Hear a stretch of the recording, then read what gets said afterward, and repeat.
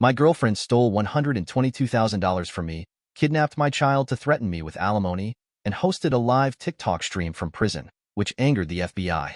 I never considered myself gullible. I was always the guy who prided himself on reading people, spotting red flags, and staying 10 steps ahead. But nothing could have prepared me for Sarah. When I met her, she was magnetic. She had this effortless charm, the kind that made people lean in when she spoke. She was confident, ambitious, and always talked about her big plans for the future. It was refreshing. I had dated women who were unsure of what they wanted, but Sarah? She had a vision. Or so I thought. We met at a mutual friends party. I was immediately drawn to her confidence. She told me she was working on launching her own business, some kind of boutique that focused on sustainable fashion. I didn't know much about that world, but she spoke about it with so much passion that I believed in it, too. She told me she just needed the right partner, someone who understood her ambition. That someone, apparently, was me. Things moved fast. Within a year, we were married. I ignored the warning signs, the little inconsistencies in her stories, the moments where things didn't quite add up. Looking back, I was an idiot. But love blinds you. Once we got married, Sarah's business became our top priority, or, more accurately, my top priority. She convinced me that to make it work, she needed capital. I just need some financial support in the beginning, she'd say, her hands wrapped around my arm, her voice soft. Once it takes off, we'll be set for life. I wanted to believe her, so I started investing. I covered expenses, rent for a studio space, materials, marketing, website development. She always had another expense, another urgent need. Just a little more, she'd promise. We're so close, but nothing ever materialized. I'd ask for updates. She'd show me vague invoices, half-written emails, and blurry screenshots of conversations with potential investors. Something felt off, but I convinced myself that businesses took time. The real problem was that Sarah never actually worked. She always seemed busy, always on her laptop, always making calls, but I never saw any results. Then came the shopping sprees. She justified them as business expenses. She needed to look the part, to network, to attend events. But I started noticing the brands, Gucci, Chanel, Prada, nothing remotely related to sustainable fashion. At first, I reasoned with myself. She was building an image, right? Then one day, I came home early and saw the truth. She was in the living room, surrounded by designer bags, holding her phone, live streaming on social media. This is the life of an entrepreneur, she said, twirling in front of the camera. Hard work pays off. I felt like I had been punched. I stood there for a second, waiting for her to realize I was watching. When she finally turned and saw me, she didn't look guilty. She just sighed, annoyed, and ended the stream. "You're home early," she said, completely unbothered. "What the hell is this?" I gestured at the bags. She rolled her eyes. "It's marketing." I laughed. A bitter, disbelieving laugh. "Marketing for what, Sarah? You don't even have a business." That was the first time I saw the mask slip. She smirked. Not in a playful way. In a cold, calculated way. "You really don't get it, do you?" she said. My stomach dropped. "Get what?" She stood up, walked over, and tilted her head. "You like feeling like the provider. Like the big, supportive husband. You want to be needed." She shrugged. "I just gave you what you wanted." I stared at her, stunned. "You've been lying to me." "For years." She scoffed. "Lying? That's dramatic." "I've been curating a lifestyle." I felt sick. "You used me." Her expression didn't change. "And you let me." I stopped giving her money that night. And that's when things got worse. Suddenly, everything was my fault. "I sacrificed everything for you," she'd scream.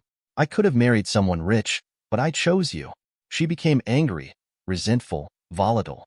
She'd wake me up in the middle of the night, sobbing, screaming that I had ruined her life. But when manipulation didn't work, she changed tactics. She became sweet again, promising she'd make it right, that she'd finally turn her business around. I didn't believe her. I started digging through bank statements, emails, receipts, and what I found made my blood run cold. She had been sending money, large sums, to a private account, an account I didn't recognize. I confronted her. This time, she didn't try to deny it. She just laughed. "Jesus, you're slow," she muttered. She walked past me, grabbed her purse, and turned.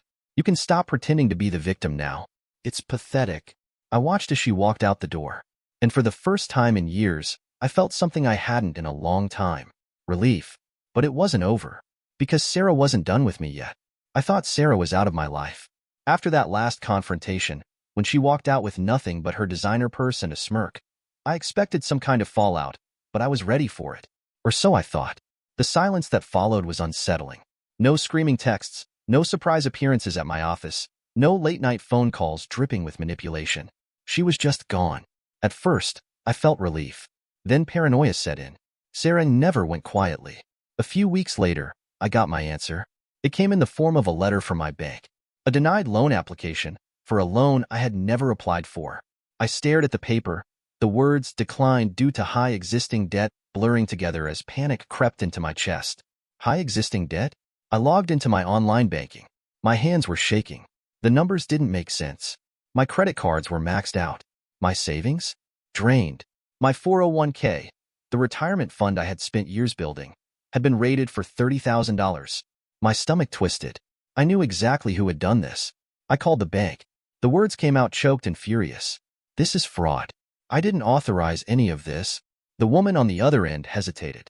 "Sir, the transactions were made from your personal account." "How?" "There were logins from a recognized device, your home computer and your phone." "Sarah, I had never changed the passwords." She knew everything. My logins, my security questions, even my mother's maiden name. She had access to my email, my text messages. I felt like the air had been sucked from the room. Then I heard the woman's next words.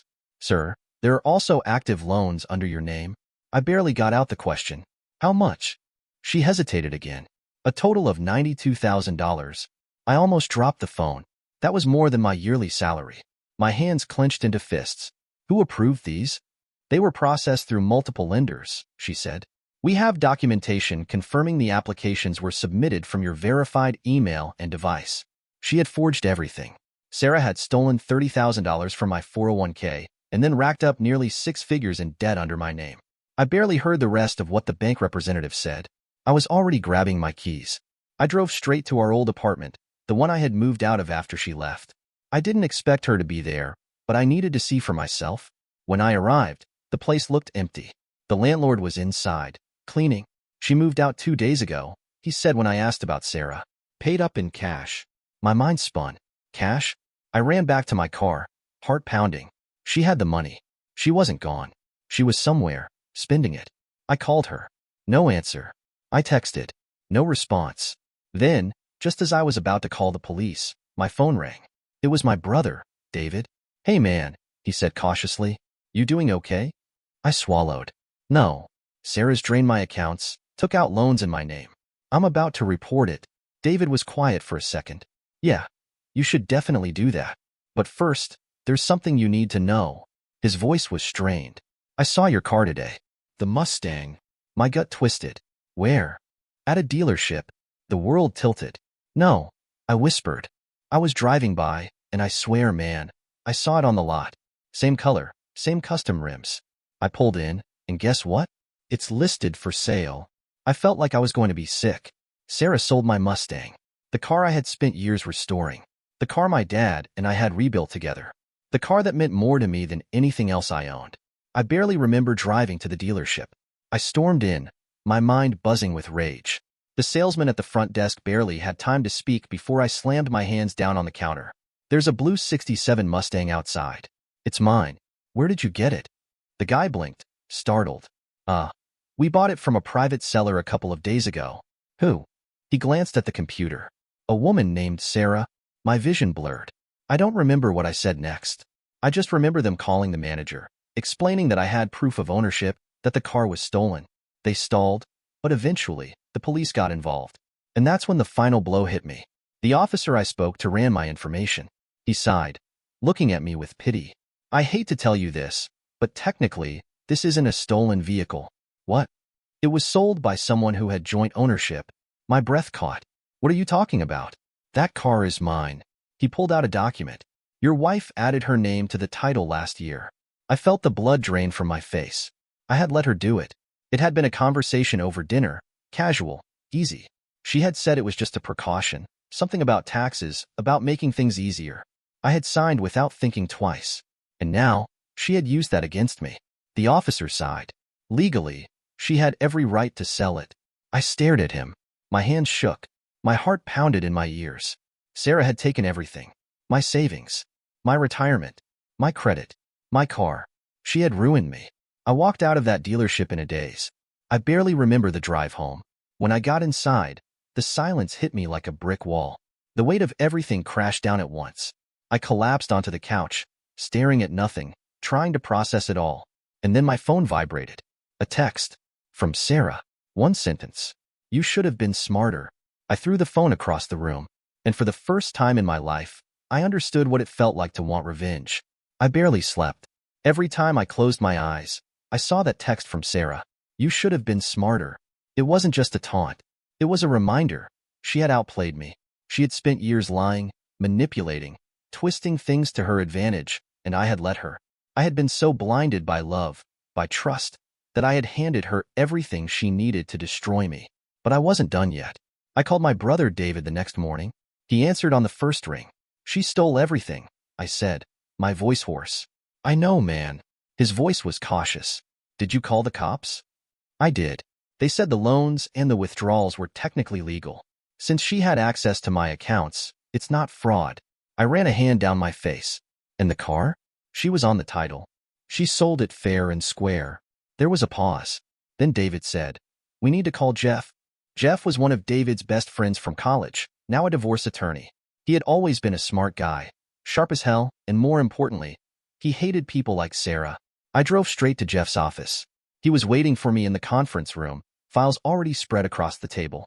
His short brown hair was slicked back, and he looked up over his glasses as I walked in. David filled me in, he said, getting straight to business. You're getting divorced. I nodded, feeling a tight knot in my chest. I don't have a choice. You never did, Jeff muttered, flipping through a document. She was going to bleed you dry one way or another. He slid a piece of paper across the table. I glanced down. It was a copy of my prenup. I had forgotten about it. Sarah had fought me on it when we first got engaged. She had called it unromantic, insulting, proof that I didn't believe in us.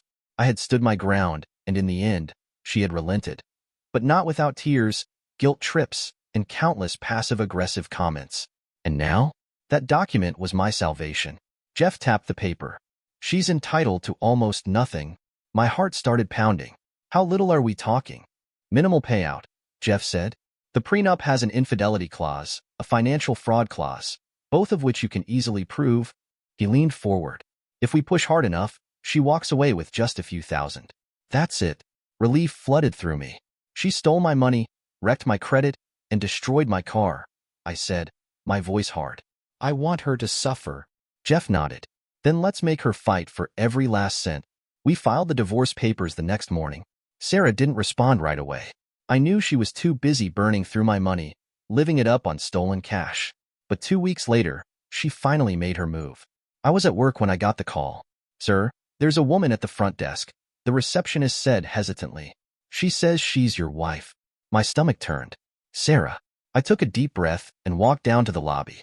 She was standing by the glass doors, looking infuriatingly composed. Her hair was perfect, her makeup flawless, and she was wearing a designer coat, bought with my stolen money. She smiled when she saw me. We need to talk. I clenched my jaw. There's nothing left to say. She laughed, low and condescending. Oh, baby, there's always something left to say. I exhaled sharply. I filed for divorce. Her smile didn't waver. I know. She stepped closer, lowering her voice. You really think I'm just going to let you walk away? She was baiting me. I refused to bite. You won't have a choice. She tilted her head. You're making a mistake. No, I said, my voice firm. The mistake was ever trusting you. She smirked. We'll see about that. Then she turned and walked away. A few days later, her lawyer sent a counterclaim. She was demanding half of everything. Jeff wasn't surprised. She's testing you, he said, skimming through the documents. She's hoping you'll settle just to make her go away. Not happening, I said. So we fought. Sarah dragged the process out for months. She claimed she had contributed to my career, that she had helped me succeed. She fabricated expenses, exaggerated her sacrifices, and played the victim. She even tried to argue that selling my car was justified because she had been emotionally distressed over our breakup. Jeff shredded her claims one by one. We had receipts, bank statements, emails. Every lie she told, we exposed. And when she realized she was losing, she switched tactics. She showed up at my apartment late one night. I had just gotten home when I heard the knock. When I opened the door, she was standing there, tears streaming down her face. "I messed up," she whispered. "I don't want to fight anymore." I stared at her. "I just want us to talk," she said, stepping forward. "Please." For a split second, the old part of me, the one that had once loved her, almost hesitated. Then I remembered everything. The stolen money, the maxed-out credit, the Mustang, the loans, the text message. "You should have been smarter." I exhaled slowly. "We have nothing to talk about." Her face crumbled. "Please." I shut the door in her face. The next morning, she signed the divorce agreement. The final terms? She got $5,000. That was it. No alimony. No part of my assets. No share of my future earnings. Jeff handed me the signed paperwork with a smirk. "Congratulations. You're free." I let out a long breath. It was over. Sarah was gone. Or so I thought. A year had passed since I last saw Sarah. After the divorce, she had disappeared like a bad dream, vanishing into whatever life she had built on the money she had stolen. I had spent months repairing the damage she left behind, rebuilding my credit, paying off debts that weren't even mine, and trying to move forward. For the first time in years, I felt like I had control again. Then, out of nowhere, I got a court summons. It came in the mail, a crisp, official-looking envelope with my name printed in bold letters. I frowned as I ripped it open, my stomach tightening with an old, familiar dread. Notice of child support claim. My hands started shaking. I had to read it twice to process the words. The petition stated that I was the father of a 2-month-old baby and was being sued for child support. The mother's name was listed clearly at the top of the form. Sarah Lancaster. I laughed. A hollow, bitter laugh. This had to be a mistake. I hadn't even seen Sarah in over a year. There was no way this baby was mine. I called Jeff, my divorce lawyer, immediately. "I just got sued for child support," I said, my voice tight. There was a pause. Then Jeff let out a sigh. "Sarah?" "Of course it's Sarah." Jeff cursed under his breath. "I'll get on it. We'll demand a paternity test immediately." The hearing was set for a month later. In the meantime, I tried to figure out what the hell Sarah was up to. Was she desperate? Had she actually convinced herself I was the father? Or was this just another con? I found out soon enough. When I arrived at the courthouse, Sarah was already there. She looked good, better than I expected. She was dressed in a sleek black dress, her makeup flawless, her hair styled perfectly. If I didn't know better, I would have thought she was just a successful woman handling business. She had a baby carrier beside her. I swallowed hard as I caught sight of the infant inside. It was a baby boy, peacefully asleep, his tiny hands curled into fists. For a brief moment, I felt something unexpected, guilt. What if I was wrong? What if, somehow, this kid actually was mine? Then Sarah turned and smiled at me. It was the same smirk she had given me the day she walked out. That was all I needed to see. I knew she was lying. Jeff didn't waste time. As soon as we were called in, he presented the demand for a paternity test. Sarah acted offended. She gasped, her voice trembling, playing the perfect victim. "After everything we had, you really think I would lie about something like this?" Yes. The judge granted the test. We waited 2 weeks for the results. When the email arrived, I opened it so fast I almost dropped my phone. 0% probability of paternity. Relief flooded my body. I had known it, but seeing it in writing felt like breaking free of a weight I didn't even realize I had been carrying. But something didn't sit right with me. If the baby wasn't mine, then whose was it? That's when Chris entered the picture. I didn't know Chris at the time, but I would soon learn that he had been living in the exact same nightmare I had. Except his was still going on. Chris found me first. It happened a few days after the paternity test results came back. I was sitting at a cafe, drinking my coffee, when a man walked up to my table and stopped. "You're the guy who was married to Sarah, right?" he asked. I looked up. He was my age, maybe a little younger, with dark circles under his eyes like he hadn't slept in weeks. "Who are you?" "My name's Chris," he said, "and I think we need to talk." I motioned for him to sit. He didn't waste time. "I got a paternity test too," he said, "for the same baby." My stomach dropped. "And?" He swallowed hard. "I am the father." The next few minutes were a blur. He told me everything. How he had met Sarah while she was still married to me. How she had convinced him she was in a loveless marriage and needed someone to save her. She had played the victim, pretending I was some abusive, controlling husband who wouldn't let her leave. Chris had believed her. He had started giving her money. Thousands of dollars. "She told me she was starting a business," he said bitterly, rubbing his face. She made it sound like she was trapped with you, and she just needed a little help getting free. It was the exact same scam she had pulled on me. The worst part? She had been pregnant with his baby the whole time. I exhaled sharply. Chris, listen to me. Sarah isn't just a liar. She's a professional con artist. Chris nodded slowly. Yeah, I'm starting to see that. That's when I made a decision. I called Jeff. Get me a private investigator, I said. I was done letting Sarah get away with this. A week later, I met Detective Mark Holloway, a retired cop-turned-PI, a no-nonsense guy with gray hair and a permanent scowl.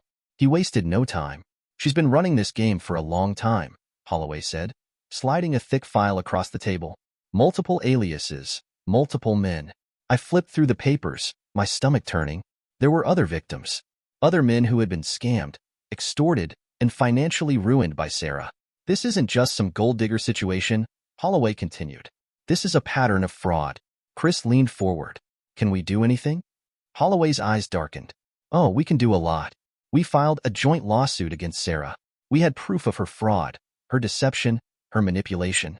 Chris had bank statements showing the thousands he had given her. I had evidence of her draining my accounts, taking out loans in my name. It wasn't just about getting revenge anymore. It was about stopping her. The day Sarah got served, she finally broke. I expected a fight. I expected more manipulation. Instead, for the first time ever, I saw something I never thought I'd see on her face. Fear. She knew it was over. Sarah tried to settle. She begged, pleaded, even tried to cry her way out of it. But nobody was listening this time. By the time the lawsuit was done, she was completely financially destroyed. Chris got full custody of their baby. Sarah? She had nothing. No money. No car. No more victims to drain dry. And for the first time since she walked out of my life, I felt truly free. Almost a year had passed since I last heard from Sarah. After her downfall, after Chris and I had exposed every one of her scams, after she lost access to my money and was left with nothing, I had convinced myself that she was gone for good. I had finally started rebuilding my life. My finances were stabilizing, my credit score was climbing back up, and I had even started dating again. For the first time in years, I felt like I was in control. The nightmares about her had stopped. The weight she had left on my chest had begun to lift. Then, one evening, I got a letter in the mail. A thick envelope, no return address. My name was printed on it in bold letters. Something about it made my stomach twist. I tore it open, and my breath caught in my throat. Inside was a hospital birth certificate. I felt like the walls were closing in as I scanned the document. Father. My name. Mother. Sarah Lancaster. Attached was a DNA test result. 99.9% probability of paternity. I had to read it twice to make sure my eyes weren't deceiving me. My heart pounded against my ribs. My mind screamed that it wasn't possible. I had taken a test last year and proved beyond doubt that I was not the father. And yet, here it was, another test, another claim, another piece of legal documentation trying to tie me to Sarah's endless madness. My phone rang, and I nearly jumped out of my chair. I grabbed it, already knowing who it was before I even looked. Tell me you got the same thing, I said, my voice hollow. Jeff sighed on the other end of the line. Yeah, and so did Chris. I gripped the phone so tight my knuckles turned white. What the hell is she trying to pull now? I don't know, Jeff admitted, frustration heavy in his voice. But I do know one thing. These documents look fishy as hell. There was a beat of silence between us, and then Jeff spoke again, his voice deadly calm. Meet me at my office. Bring everything. I grabbed the papers, shoved them into a folder, and left immediately. By the time I got to Jeff's office, Chris was already there, pacing back and forth.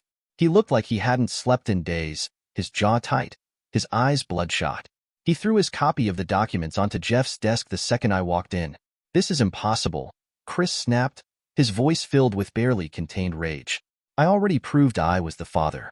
Now she's trying to say you are, too? How does that even work? Jeff picked up one of the birth certificates and studied it closely. His brow furrowed.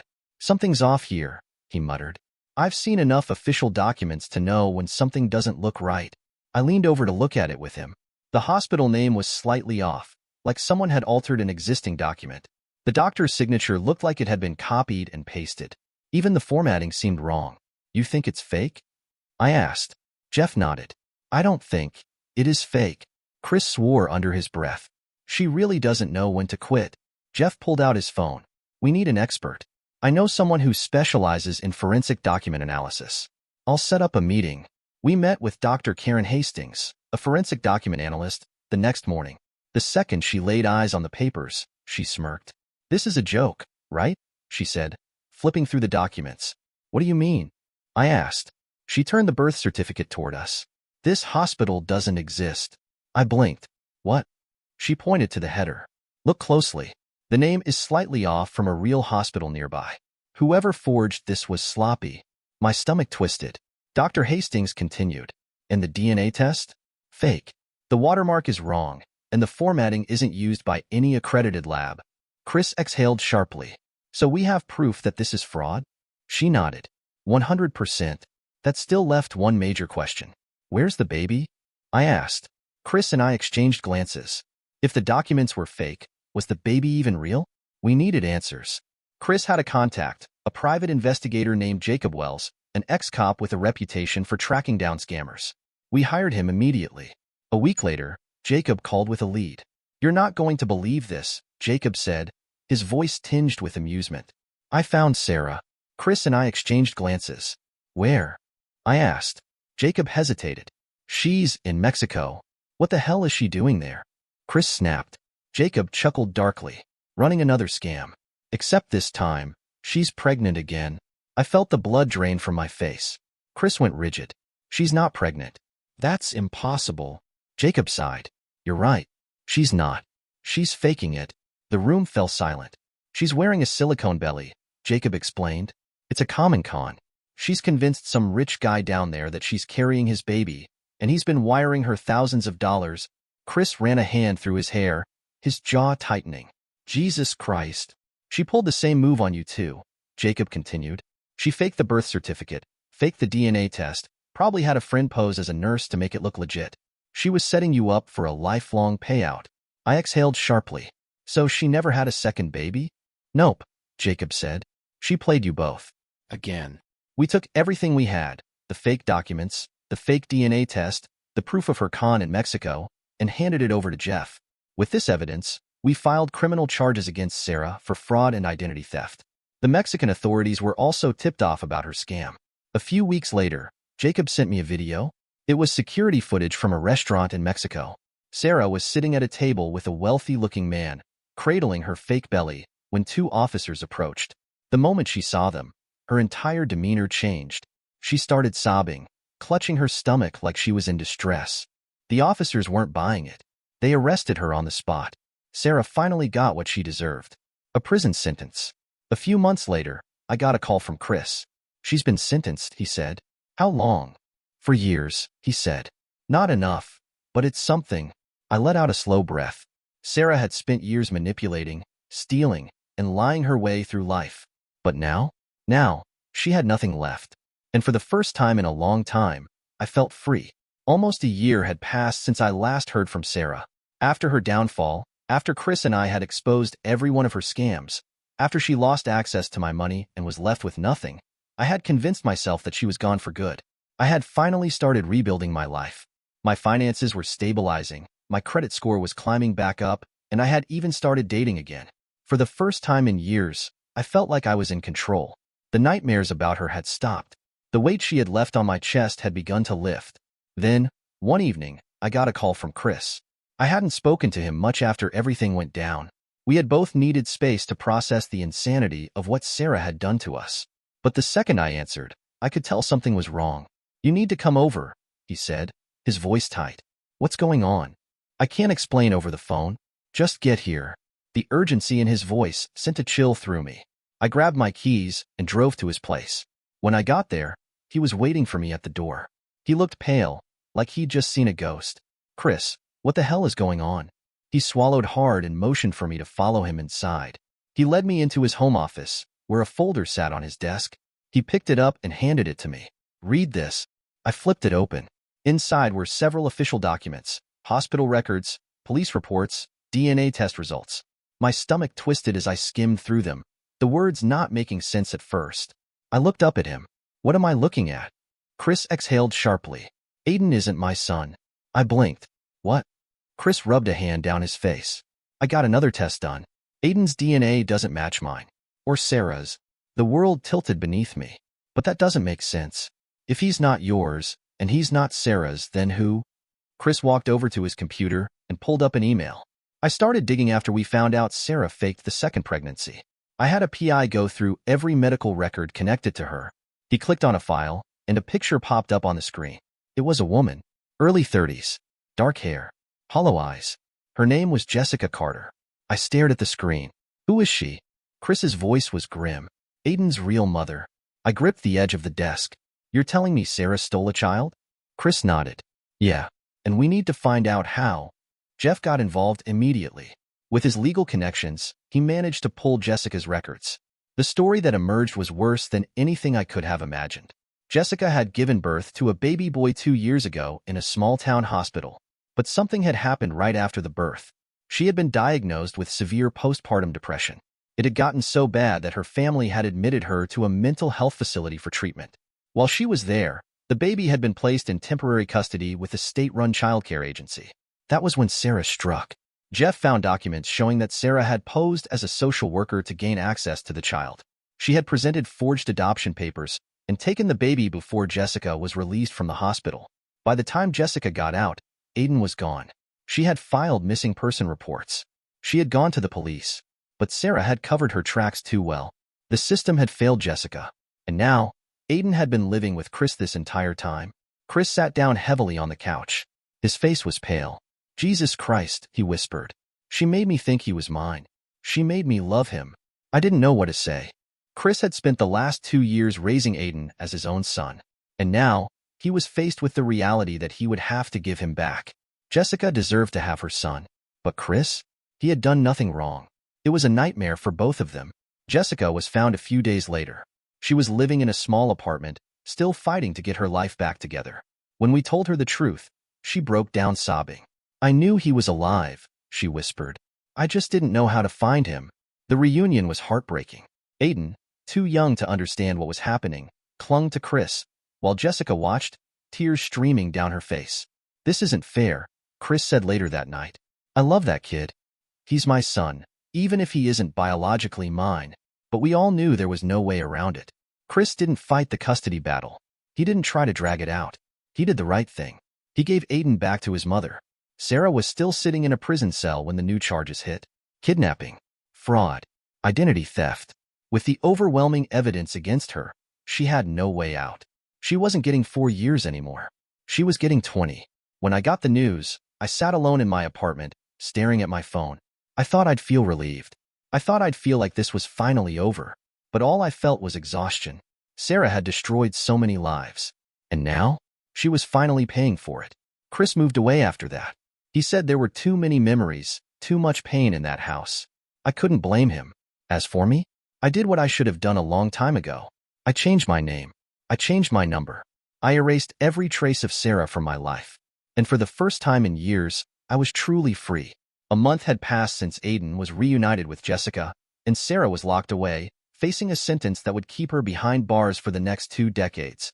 Chris had left town, unable to stay in a place filled with memories of a child he had raised and lost. I had done everything in my power to distance myself from the nightmare Sarah had created. But I should have known better. The past had a way of creeping back, just when I thought I had escaped it. It started with an unexpected letter from the Superior Court of Appeals, a formal document summoning me to testify in an upcoming judicial review. The letter didn't give much detail, but at the bottom was the signature of Judge Leonard Calloway. I had never heard of him before, but something told me that whatever this was, it wasn't going to be simple. I called Jeff immediately. I got summoned, I said, barely keeping the tension out of my voice. For what? I don't know. Something about a judicial review. Jeff was silent for a moment. That's unusual. A review usually means they're re-examining an old case. Do you think it has something to do with Sarah? If it isn't, I'll be shocked, I muttered. Jeff sighed. All right, I'll meet you at the courthouse. When the day came, I arrived early. The courtroom was nearly empty, except for a few people sitting in the gallery. A tall, heavy-set man in his 60s sat behind the judge's bench, flipping through a file with a look of deep concentration. Judge Leonard Calloway. When he finally looked up, his sharp gray eyes landed on me. Mister, my name, he said, his voice even. Thank you for coming. I nodded and took a seat. Chris was there too. He looked just as confused as I felt. Judge Calloway took a deep breath before addressing the room. I have been reviewing multiple cases tied to fraudulent legal documents over the past several years, and one name keeps appearing.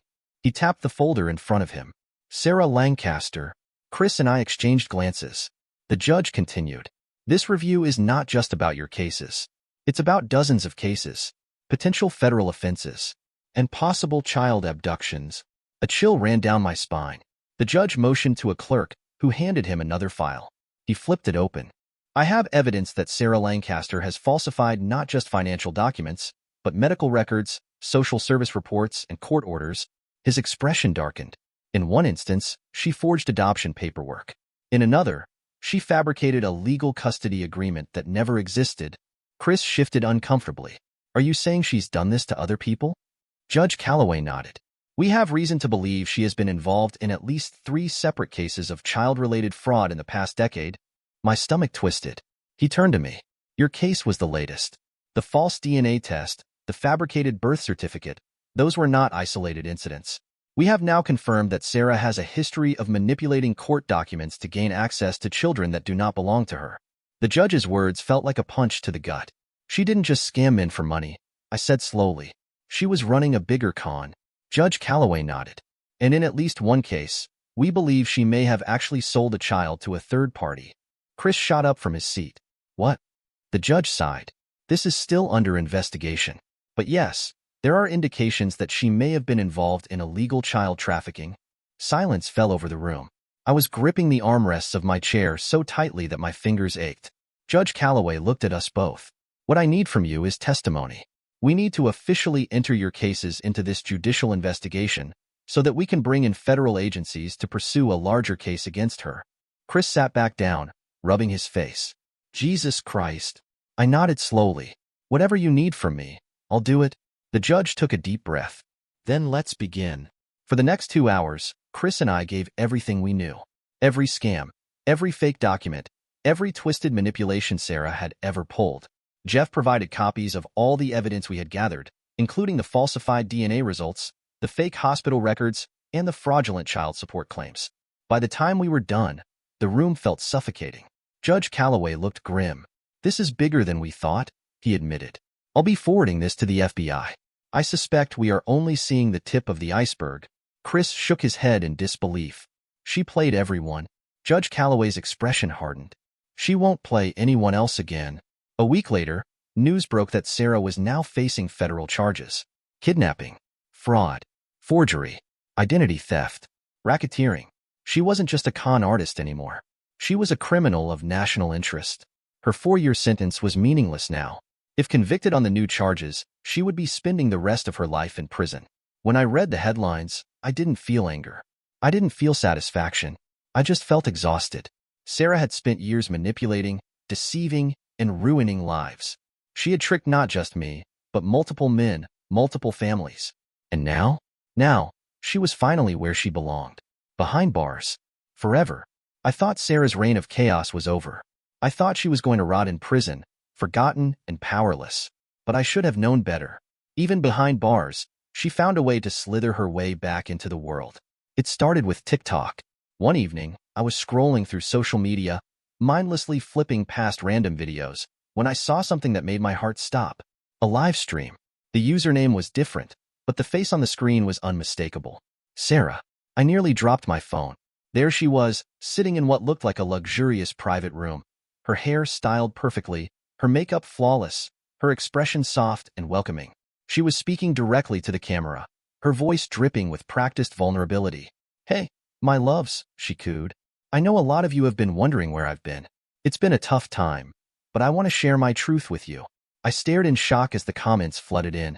Thousands of messages poured into the chat. We missed you, Queen. You're so strong. Don't listen to the haters. We knew the lies about you weren't true. Lies? Sarah was in prison. How the hell was she live streaming? I immediately called Jeff. Turn on TikTok right now, I barked.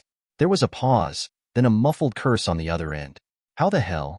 She's manipulating people again, I said, barely containing my rage. We watched as Sarah spun a brand new story. According to her, she had been framed. She painted herself as a wronged woman, a victim of a corrupt system, an innocent entrepreneur who had been targeted by jealous ex-lovers and greedy lawyers. She never mentioned Chris, never mentioned me. Instead, she made vague references to powerful men trying to silence her. "I trusted the wrong people," she said, her voice cracking on cue. "But I won't let them take away my future." Her followers ate it up. And that's when I realized the full scope of her con. Sarah had built an empire on social media. She had millions of followers, mostly young women who admired her rags to riches story. She sold courses on financial independence, promising to teach others how to break free from toxic relationships and build their own success. The comments were filled with people donating money. People were sending her thousands of dollars while she sat in a prison cell. She had weaponized social media in a way I had never seen before. I turned to Jeff. "We have to shut this down." Jeff was already making calls. We needed to know how she was doing this. It didn't take long to find out. Sarah had bribed a prison guard. Through an investigation, we learned that she had convinced Officer Daniel Lutz, a 28-year-old guard with financial problems, to smuggle in a burner phone. In exchange, she promised him a cut of the money she was making through social media. It was the perfect setup. She would go live on TikTok for hours, raking in donations, manipulating her followers into thinking she was some kind of revolutionary figure. She had created an entire brand around being a wrongly accused woman, and her fans were eating it up. Her videos were edited by someone on the outside, probably another paid accomplice, making it seem like she was living in a penthouse, not a prison. And worst of all, she had hired a legal team using the money from her TikTok grift. She was actually fighting for an appeal. We had to act fast. Jeff called in favors. The FBI got involved. The Department of Corrections launched an internal investigation. And then, finally, it happened. One morning, Sarah went live as usual. She had just started telling another bullshit sob story about how she was unjustly incarcerated, when suddenly, the screen shook violently. The chat exploded with confusion. In the background, voices shouted commands. Then, for the first time ever, Sarah's mask cracked. Her eyes widened. Her mouth opened, but no sound came out. Then came the unmistakable metallic clang of handcuffs snapping shut. The screen cut to black. The comments went insane. What just happened? OMG, did they just arrest her live? This is insane. The FBI had raided her cell in real time. News spread like wildfire. Within hours, Sarah's entire online empire collapsed. TikTok banned her accounts permanently. Instagram wiped her profile. PayPal and Cash App froze her funds. And most importantly, the judge revoked her appeal. Instead of 4 years, she was now facing 15 to 20 years in federal prison. Her social media cult tried to fight back. Her followers started hashtags, claiming she was being targeted by misogynistic institutions. They tried to rally support, but they couldn't fight the hard evidence. Sarah's bank statements were leaked. Screenshots of her bribing the prison guard went viral. The internet turned on her instantly. Within a week, her followers abandoned her. Sarah Lancaster was officially done. I sat in my apartment, watching the chaos unfold online, but for the first time, I felt nothing. No anger, no satisfaction, just emptiness. Sarah had spent years playing games, ruining lives, manipulating people, and in the end, she had lost everything. She had no more money, no more power, no more victims, only a cold, gray prison cell. It took time to undo the damage Sarah had left in my life. Even after she was locked away, after her schemes collapsed, and after the headlines stopped, I still felt the weight of everything she had done.